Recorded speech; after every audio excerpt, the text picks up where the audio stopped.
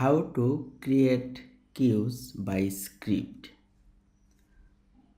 If you go to the queue, there is no queue, right?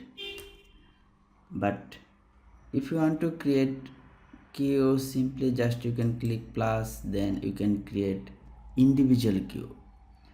But if you want to create a list of queues, then you can use script within 1 or 2 minutes. Like here we are going to create a queue 2 MB queue. So if you need like 4 MB queue, you can just put it below here, then copy it, then go to the new terminal, then just paste it here. Now you can see there will be 254 queue, right? So just you can press enter. Now you can see all queue created, right?